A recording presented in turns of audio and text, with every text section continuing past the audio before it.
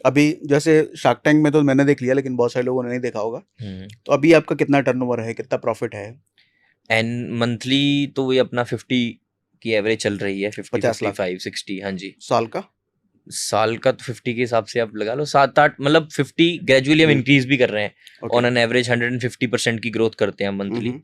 तो उस हिसाब से हम ये ट्रैक करें कि इस साल हम 11-12 पे हम क्लोज करेंगे। 11-12 करोड़? या उसमें अगर प्रॉफिट कोई कितना फंड रहेगा? राउंड क्लोज नहीं होता, तो ये हमारा फंडिंग राउंड चल रहा है, हम्म। तो अगर वो क्लोज हो जाता है तो ये बहुत बड़ा फिर हम अगर फिर हम वो जंप मारेगा। तो ये बहुत बड़ा जम मारेगा। हम्म। मतलब तो 10-11 करोड़ में कितने का प्रॉफिट प्रॉफिट? आप टैक्सेस पे करने के बाद नेट 30% प्रॉफिट। 30%, 3-4 करोड़, 3 करोड़ के आसपास। 3.5 करोड़। मतलब एक 23 साल का लड़का 10 करोड़ का धंधा बना के रखा है, और जिसमें 3 करोड़ का प्रॉफिट लेकर के जा रहा है। सॉलिड। और अभी शार्क टैंक आने के बाद आपने फंडिंग की बात करी, जी। तो ये फंडिंग अभी और भी बहुत सारे लोगों से बातचीत चल रही होगी। या multiple offers at better valuation Shark Tank के बाद आपको मिलते हैं। तो वो चल रही है अभी बात। टोटल 5 CR का पूल है हमारा जो हमने स्टार्ट किया है। तो प्रोबेबली 2 मंथ्स 2.5 5 CR का पूल का मतलब 5 CR चाहिए आपको? हाँ, 5 करोड़ का फंड हमने ओपन किया है राउंड।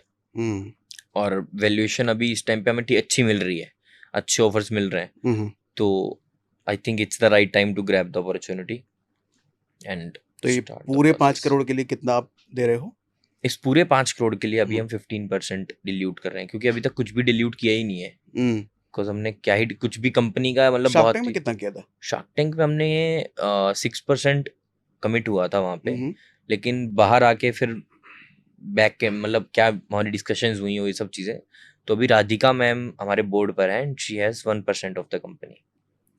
ओके, तो शार्क टैंक वाला 6% नहीं, नहीं, वो कैंसिल हो गया था? यस, वो कैंसिल हो गया था। ओके। तो ऐसा होता है कि जैसे नवंबर में हमारा शूट होता है और नवंबर के बाद मार्च में टीवी पे आता है वो। तो ये जो प्रोसेस होता है ड्यू डिलीजेंस का, ये जो पुराने शार्क्स हैं या फिर जो एक्सपीरियंस्ड शार्क्स हैं इन्वेस्टिंग की, उसमें वो स्टार्ट ही ड्यू डिलीजेंस मार्च में करेंगे। लेकिन हमारा बिजनेस तो नवंबर से मार्च तक भी बड़ा है ना यार। तो ऑन मतलब एक मतलब बिजनेस पर्सपेक्टिव से हम बात करें तो हम नुकसान का सौदा क्यों करेंगे? तो आपकी तरफ से कैंसिल हुआ, मतलब आपने हमारी मना किया? जी।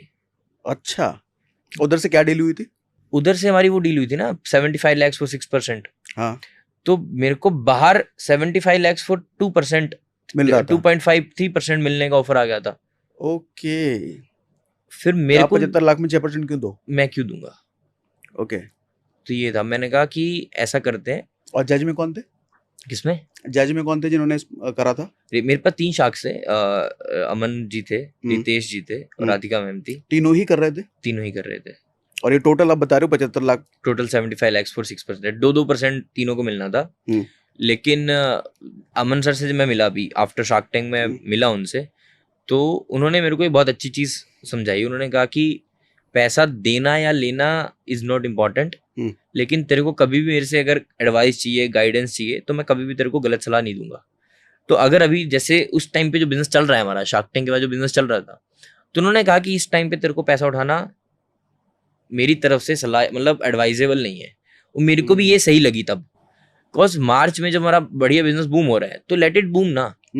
और फालतू एक्स्ट्रा बूम क्यों करना है? जितना चल रहा है उसको चलने दो, प्रॉफिटेबल रह रहा है प्रॉफिटेबल रहने दो।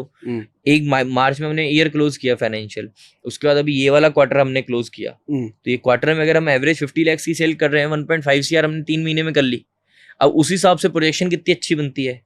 अब जब हम फंड रेज अभी अगला राउंड जब हमने ओपन किया, अभी हम मीटिंग में बैठते हैं, तो जब कोई सामने से पूछता है कि 3 महीने में कितनी सेल हुई, तो हम बता सकते हैं कि देखो इतनी हुई, इतना प्रॉफिट हुआ, और ये सब चीज GST पे शो हो रही है। तो मतलब अमन पैसे दे सकते थे, दे रहे थे, लेकिन खुद से उन्होंने मना करा कि मत लो, अच्छा नहीं। मैंने पहले तो मैंने कहा था कि मैं अभी फंडिंग ये वाला राउंड अभी ये वाला क्लोज नहीं करूंगा, मैं थोड़े टाइम बाद सोच रहा हूँ। फिर उन्होंने भी सामने से मेरे को ये एडवाइस दी, क्योंकि ये जो डिसीजन है ये अमन सर का तो बाद में उनकी टीम ही रहती है, लेकिन मेरे को उनसे मिलने का मौका मिल गया। क्योंकि मेरे को एक राधिका मैम ने एक एक्स्ट्रा शूट के लिए बुलाया हुआ था जब मैं उनको अपना शेयर होल्डर एग्रीमेंट देने जा रहा था। तो तब वहां पे शार्क टैंक का एक एपिसोड शूट हो रहा था, स्पेशल एपिसोड। तब वहां पे अमन सर भी थे, तो फिर अमन सर की टीम ने मेरे को पहचान लिया और अमन सर से मैं मिला। फिर उनसे मिलके फिर करीब 1-1.5 घंटा उनकी वैनिटी में रहा, तो वो 1-1.5 घंटे की जो मास्टर क्लास मेरी हुई है, उसने बहुत बड़ा चेंज हमारी उसमें ले आया कि